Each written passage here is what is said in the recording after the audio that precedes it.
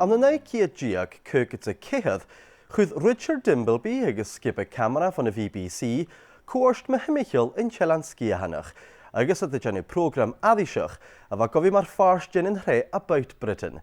Sreath bha gama sydd sialag a hordydd bethau láithal gynnu am y grôn sgíðan idd ffog na rioch gynnigtje. Le Richard Hain y brin di dynnu awns gach coineachadh as yn y hyla. Y niwse aadje gama at yr ialitje has yn Eilean Sgitheanach.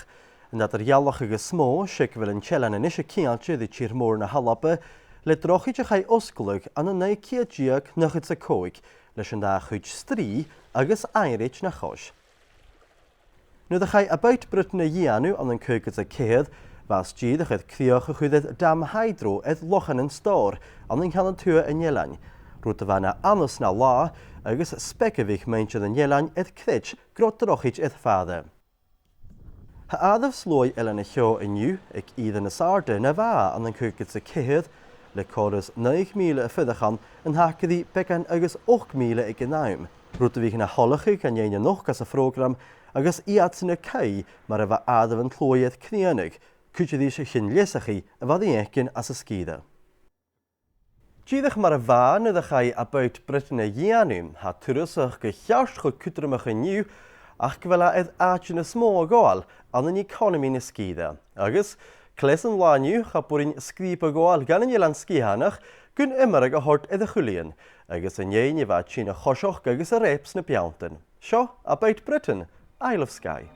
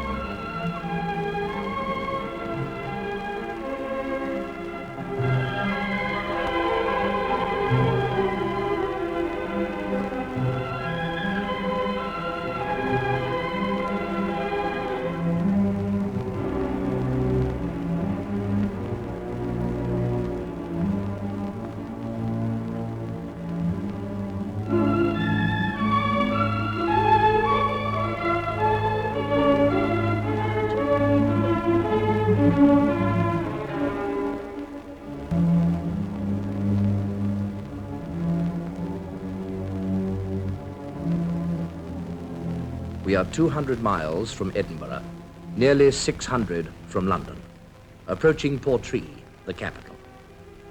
Over the sea to Skye. You know the song.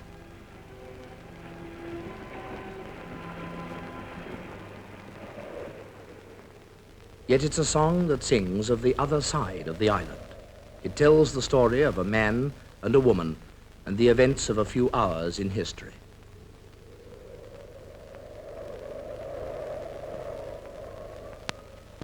At 8 o'clock on Saturday evening of June the 28th, 1746, the fugitive prince, Charles Edward Stuart, put out in a small boat to cross the Little Minch from Benbecula to Skye. With the militia hunting him everywhere, it was planned that he should travel as young Flora Macdonald's Irish maidservant, Betty Burke. As they approached the shore, militiamen saw and fired on them, but they were able to reach the little bay of Kilbride without harm. And there, leaving the prince sitting on a trunk on the shore, Flora and the faithful Neil MacEachern made their way to Monkstadt House, the home of Sir Alexander MacDonald. Here, Flora found officers of the militia being entertained to dinner. She was questioned about the prince's movements, but nothing in her manner suggested that he was waiting only a few yards away. Fresh plans were quickly made. The exhausted prince had to trudge weary miles along the coastline of Trotternish, accompanied by MacDonald of Kingsborough. And late on Sunday night, he arrived at Kingsborough House. It's said that in this house, where Johnson and Boswell were later to hear the details of the great escape from Flora herself, the prince made a hearty supper and took a hearty glass after it.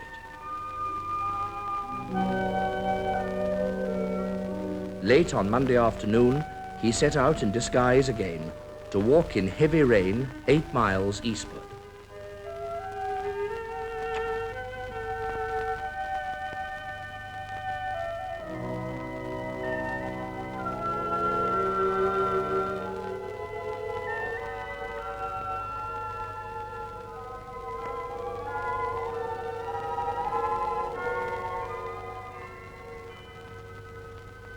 Flora Macleod had gone ahead to help in the arrangements for the prince's escape from Skye.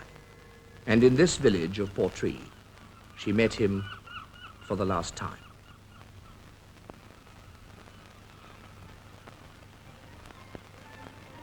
But that was nearly 200 years ago. The village has become a thriving tourist centre, welcoming all such as have an eye for scenery in all weathers. The climber with a tough pair of boots, and the motorist with a tough back axle.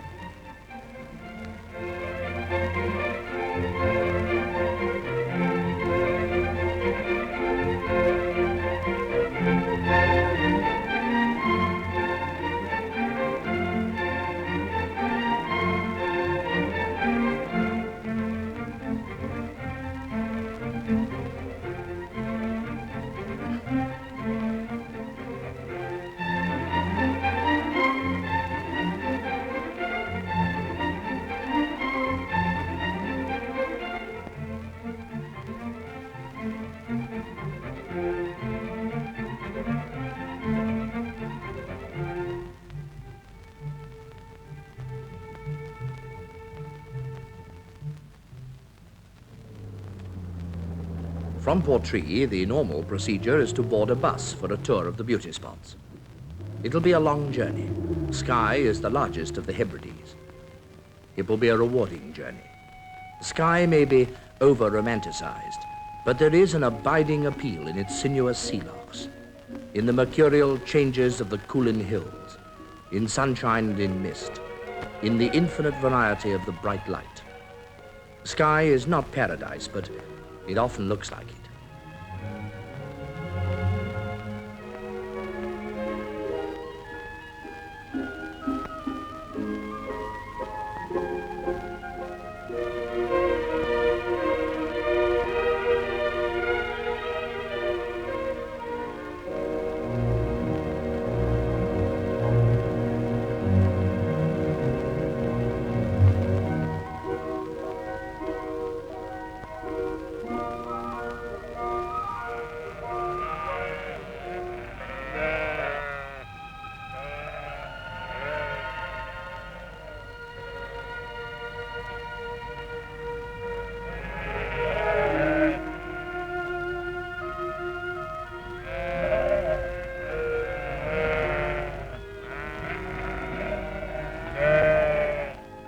These are the surface sights and sounds of Skye, an island rich in fauna and flora. Architecture on the larger scale is confined to castles like Armadale, the seat of Lord Macdonald and ascentwards, in Macleod country, where the battlements of Dunvegan Castle, said to be the oldest inhabited house in Scotland, bristle over luchd-amhairc.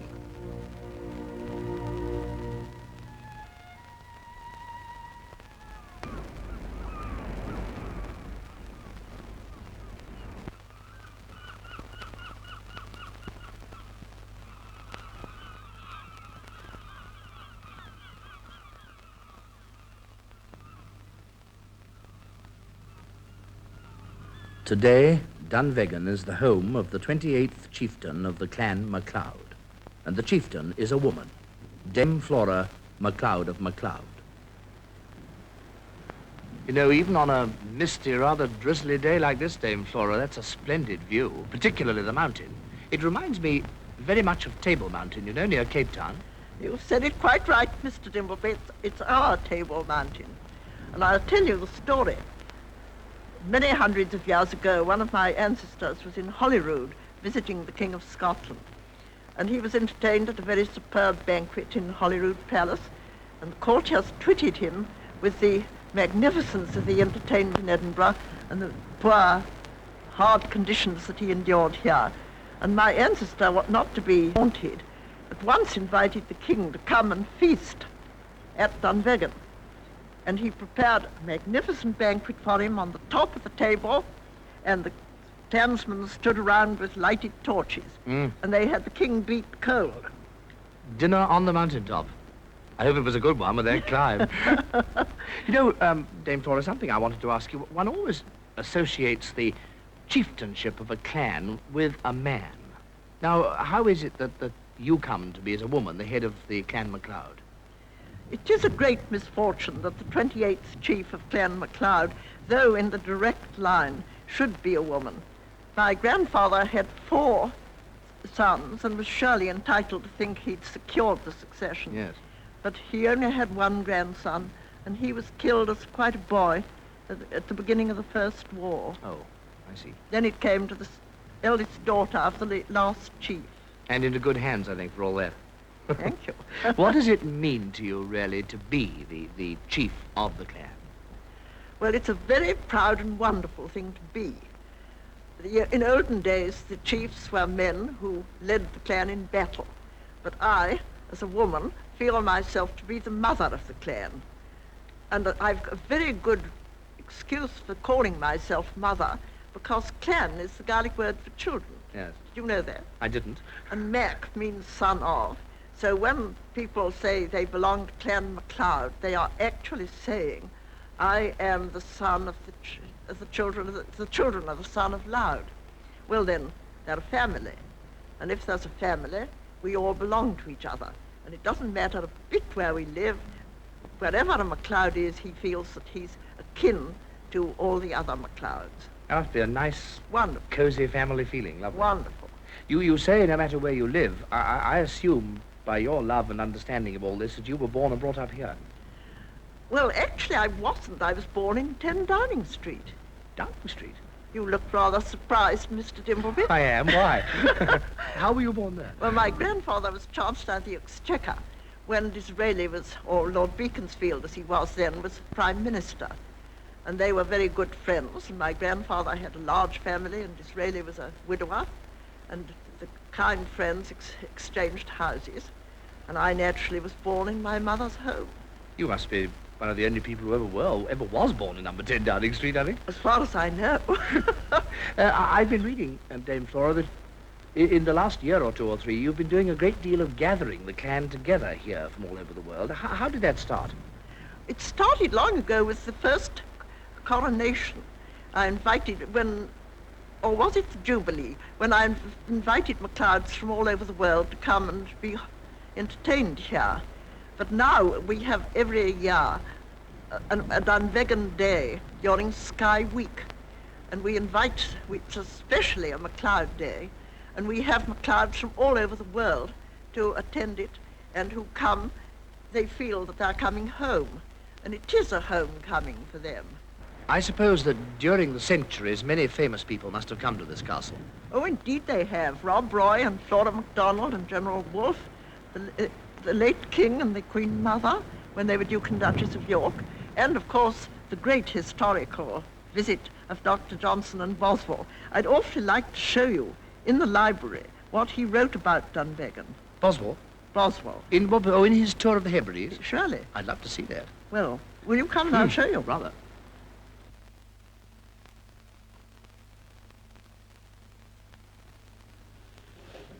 Here it is, Mr. Dimbleby. I found the right place for you.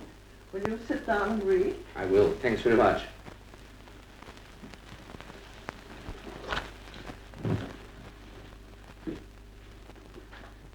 Well, this is an account by Boswell of a conversation of Boswell's and Johnson's and the Lady Macleod of the day about the castle. The lady insisted that the rock was very inconvenient. Madam, I said, if you once quit this rock, the center of gravity, there's no knowing where you may settle. Keep to the rock. It's the very jewel of the estate. It It looks as if it had been let down from... You know, I can just hear Johnson saying there. And I believe he said it in this very room, Mr. Dimbleby. But it's not our greatest treasure. You mean the fairy flag? I do indeed. And I would very much like to take you and show it to you. Good. Will you follow me?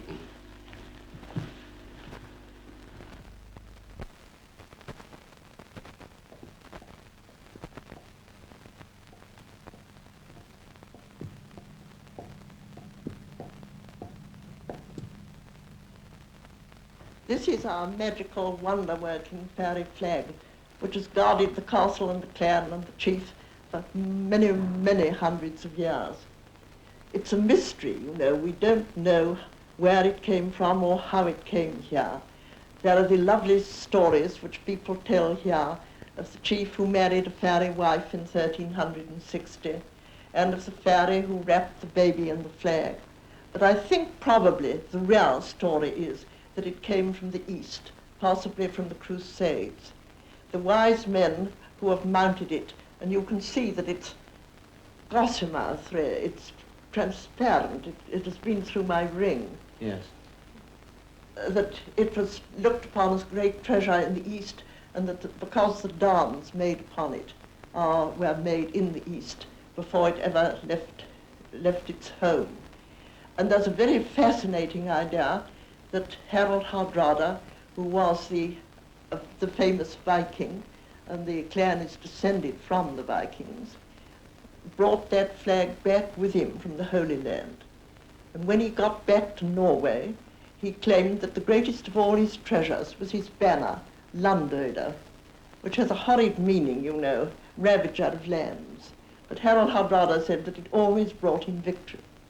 And if that conjecture can be accepted, that flag landed in England in 1066 when the Norsemen landed and Harold of England left the coast of Sussex where he was waiting for William the Conqueror, and he hastened up to the north and he fought the Vikings at the Battle of Stamford Bridge.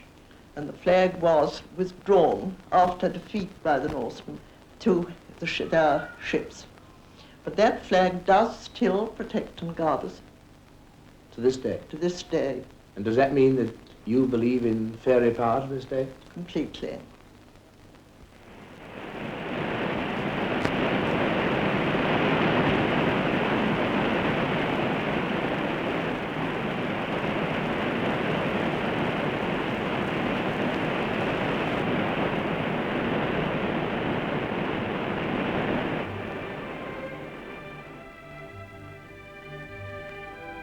There is another Skye, a harsher, harder Skye. I began to learn something of it just outside Portree at Shulishadda.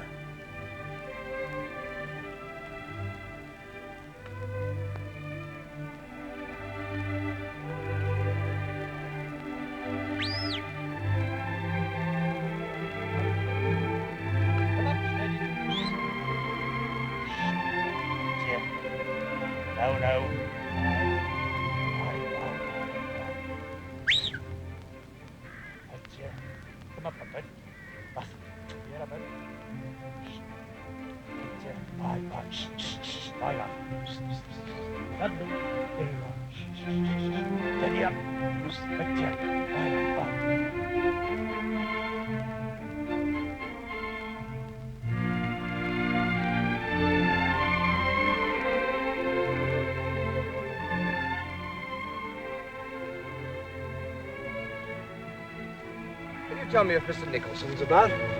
There he is, coming down the hill. Ah, thanks. Mr. Nicholson?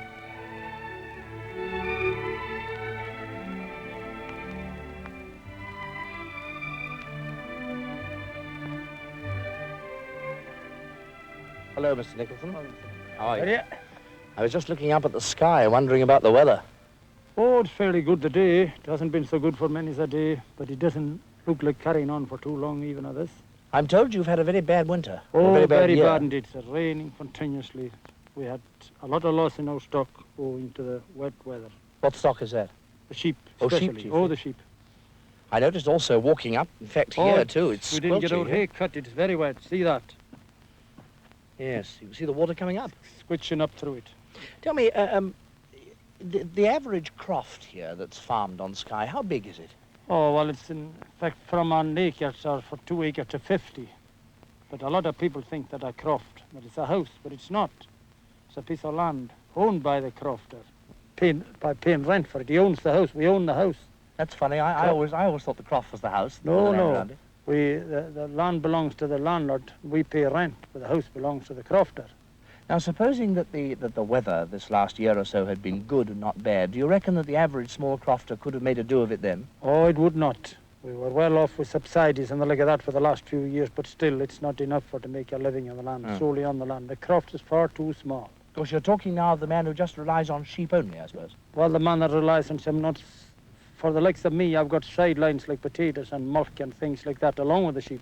Not so bad off, but the man that solely depends on sheep, he was very hard hit through the severe winter this winter. A lot of the sheep died. I can imagine that in a bad winter, this must be very bleak, isn't it? Oh, you get 5 and 6 weeks just up in very near incessant rain and sleet and gales. Without a break. What does the younger generation think about all this, the difficulty of making a go of it and that sort of thing? Well, there's few of the younger generation left now, with the exception of a few that are stopping for the sake of their parents. And they're stopping there for that, not for to make a living on, because it's very difficult for them to do that. Have you got a family? Yes, I've got a son there. He's down on a tractor there, and he's considering very much whether he'll stop for much longer. And I wouldn't advise him to stop. Would you? Well, not for to start on his own, as the way I started. Well, if the younger generation here is going to be going away, as I'm told it is now, what's going to happen in the future? Oh, it's just going to be a wilderness, with the exception of the people who has a good stretch of land where they can have 200 sheep. The croft is too small. They've got to be bigger. Or to be much bigger for to make a living. But I imagine that you folk who've maybe lived here 3 or 4 or even 500 years. We've been on for 300 and 400 years, and nobody's able to shift you out, and nobody will shift you out if you could make a go that you could be able to meet it. But things might turn. If the weather would come better, would have some heart, then we might be able to make ends meet.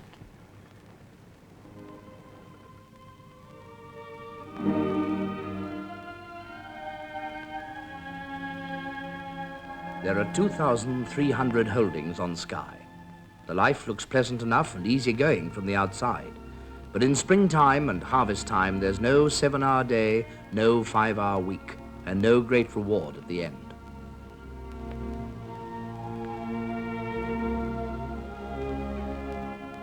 Many of the crofters are having to take on any temporary jobs they can get to make ends meet.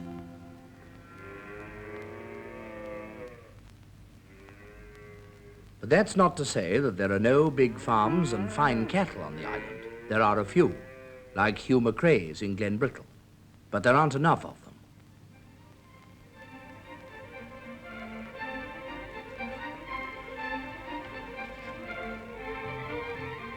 Glenbrittle, incidentally, is the base on Skye for climbing the Coolins. It's one of the rules here at this youth hostel that you must leave word where you're going.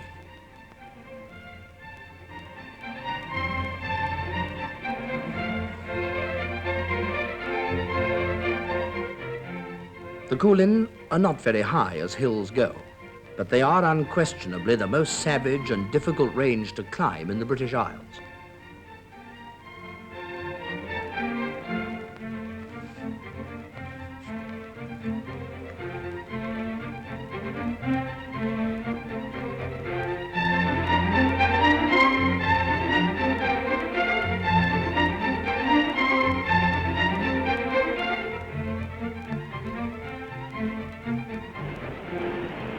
Apart from crofting, there are practically no other industries on Skye.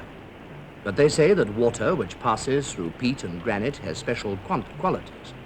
So I was not surprised to find a small distillery at Carpust on Loch-Harport.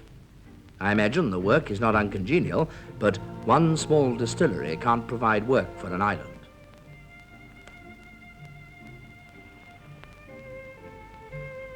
Nearby, at Fiskeveg, I found a small colony of settlers from the Outer Hebrides. They're still spinning and weaving fine cloth, but their profits are small. They lack organization. Their work of walking, the shrinking of the tweed, may look very picturesque to the outsider, but it's wearisome. Still, as they say, a song will always lighten labour.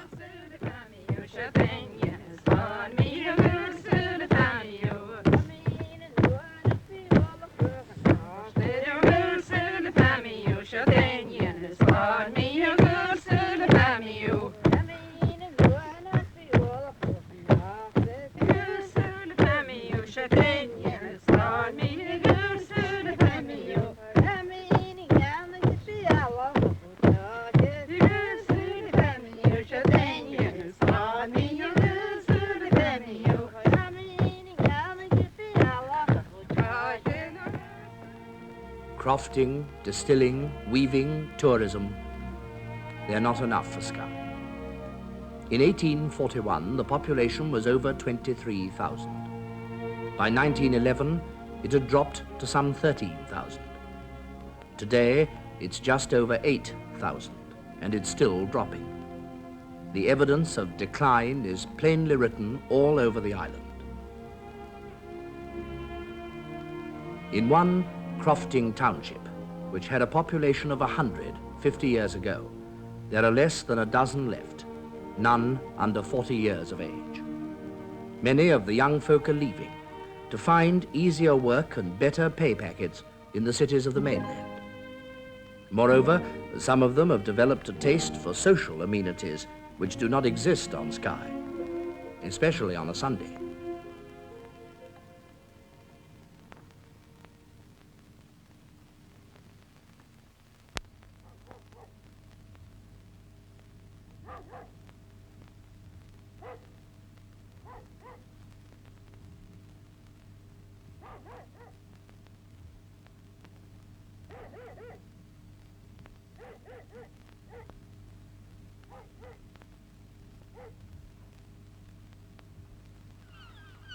The boat sails every morning at 8, except on Sundays. Many of the Skye men who sail away on her do not return.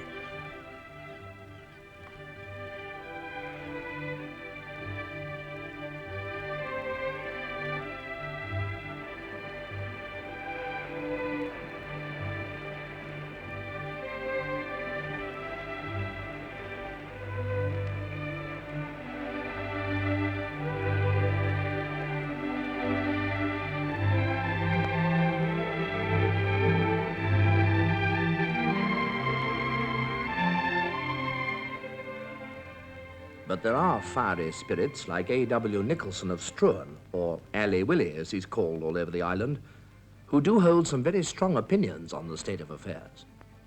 I don't like it. But I don't agree that it could take 23,000 as it did 140 years ago.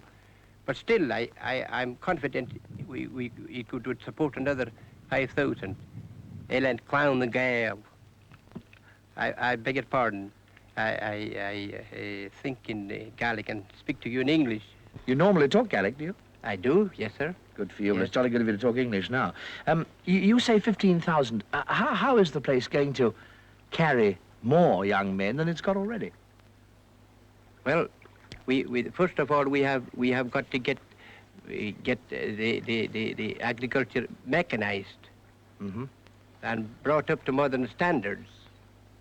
What about the number of cattle you've got on the island? And We the haven't got enough. I think that we could keep as many more sheep and cattle, provided the bracken was eradicated. Ah. And the land drained, properly drained. But you talk rather as though nothing's been done at all for Skye. Hasn't quite a lot of money been spent? I mean, government money been spent on the place?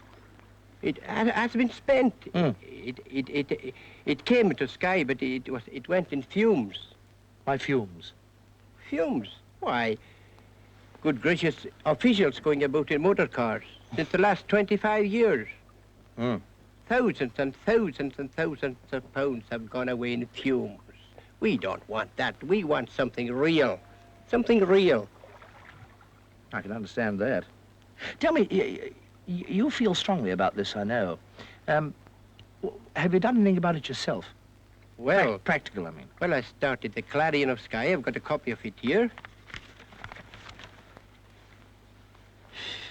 The Clarion? Yes, How long ago did you start this? 4 years ago. What's the idea? My idea was that we should voice our grievances, and that the world would listen to us eventually. Mm-hmm. How big was it when it began? Oh, just one full scap, 200 words, and and four old implements I had about the farm, just to give them an idea of what I wanted to, in order to support it. But it's grown a bit since then, I see. It has grown. 16 pages. Beyond what I thought it would be. How many people read it now? Oh, I believe 1,500, and it's passed on from house to house. It's passed on from exile to exile away. And this is telling the story of Skye to people outside? Telling the story of Skye, and nobody has got anything to do with it myself. I do it all myself, everything about it, organize it and distribute it and everything. Oh, you certainly have done something towards your ideal. But I know a little bit about printing or publishing newspapers. Who publishes this, do you? No, my daughter publishes it. Your daughter? Yes, Christabel. How old is she? 16. Ali Willie, of course, is a bit of a radical. And who wouldn't be if he cared passionately about Skye? And yet, a great deal has been done in the last few years. A great deal has gone up, and not all in fumes. There is a new ferry from Isle of Skye to Caillechin, crossing at all states of the tide. The roads are gradually giving Skye men and tourists less cause for sighing.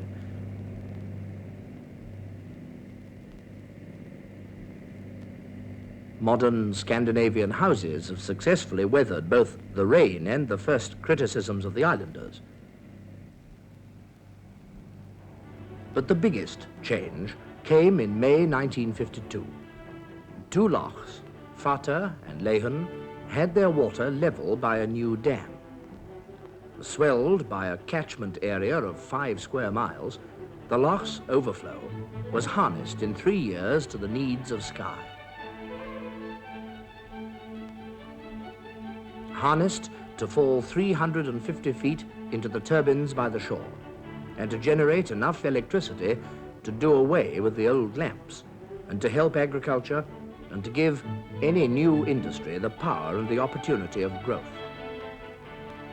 Today, less than 100 houses wait to be linked to the Storlochs electricity scheme, as it's called.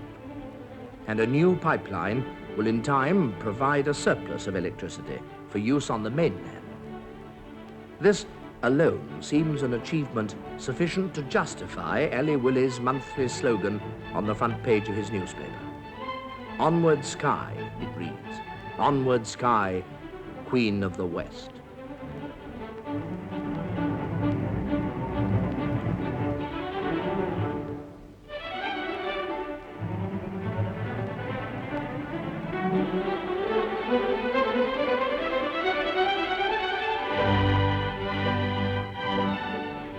Power by itself, however, without local raw material, would make new island industries uneconomic.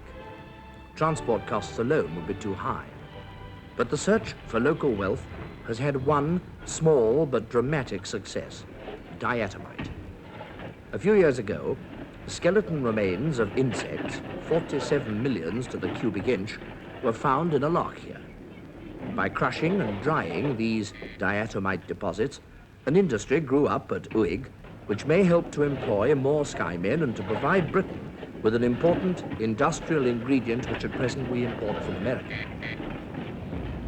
It's a filler for paints and plastics. In war, it helps in the manufacture of explosives.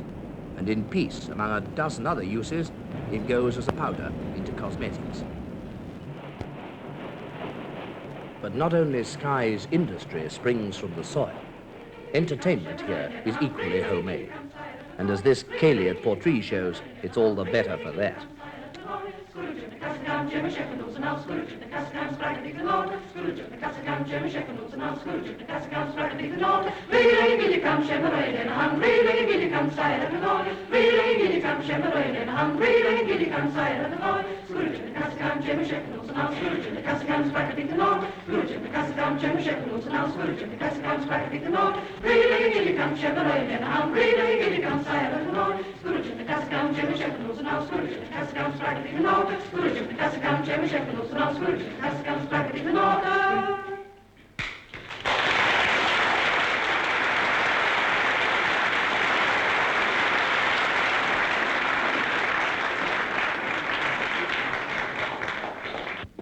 Nisha Oran for Kenna Caimel, Oran Gaelic. We'll now have a Gaelic song from Kenna Campbell.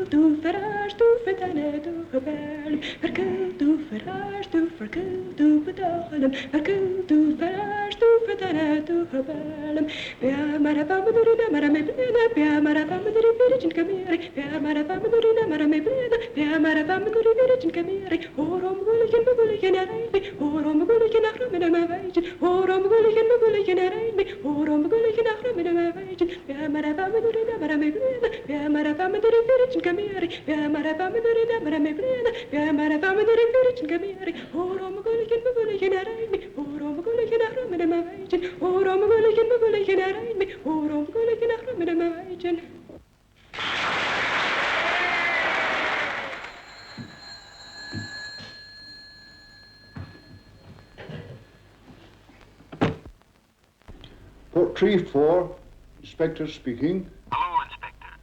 McRae here. Yes? I have a Miss Brown with me, come down from Corrylagan, and she reports that the man who is along with her, a Mr. Williams, fell from a rock near the inaccessible. She thinks he has broken his leg. I have about 15 here to help. It's pretty serious then, eh? I think so. Right, thank you.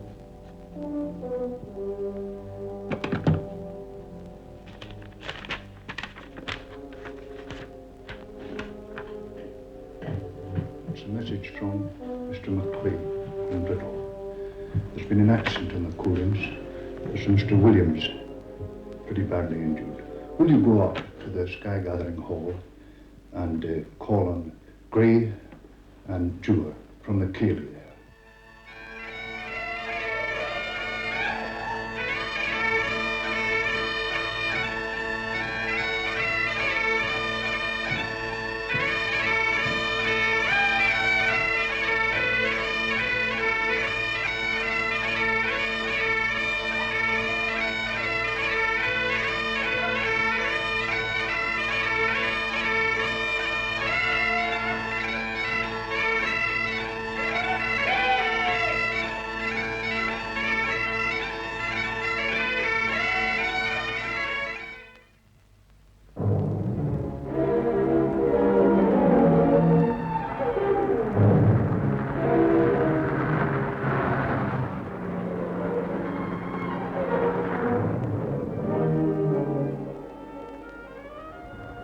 It was not long after Hugh McRae's phone call that a rescue team made its way through the night to Glen Brittle.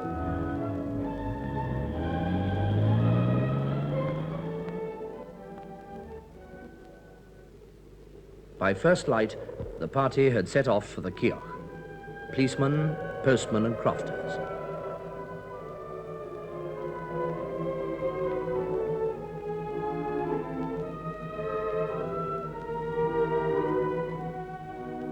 There were Sergeant Neil McLean and Jimmy Dewar, Callum McInnes, John McPherson, Roger Gray, and Archer Wilson and Sandy Innes. None of them is a professional mountaineer. Skye men in general keep away from the Coolins, but no call for help is left unanswered in Skye.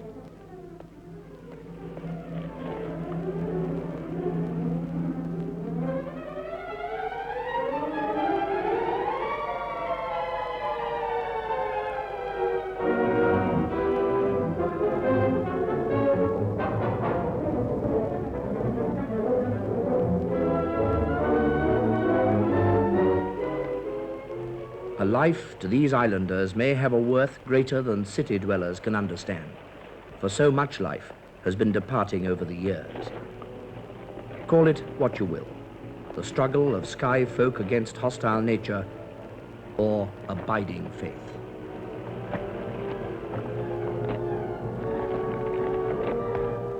He putteth forth his hand on the rock. He overturneth the mountains by the roots. He cutteth out rivers among the rocks, and his eye seeth every precious thing. He bindeth the floods from overflowing, and the thing that is hid bringeth he forth to light.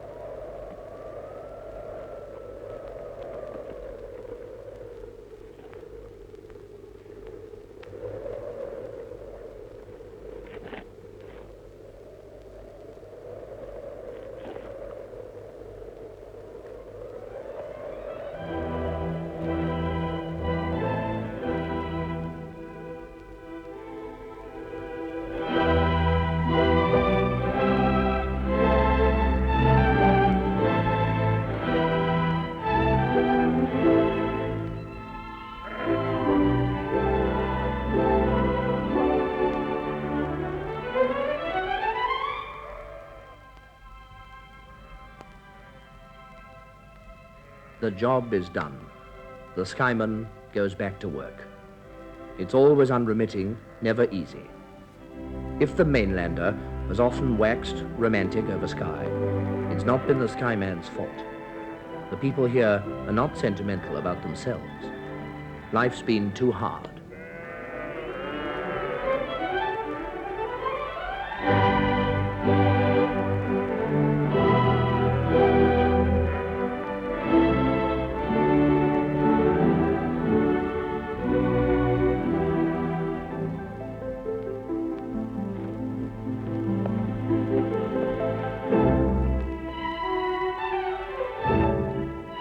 There's a sadness about Skye, in song and in memory. It's still there, but it is being conquered, and conquered by the promise of better years ahead. Perhaps one day the exiles will come home.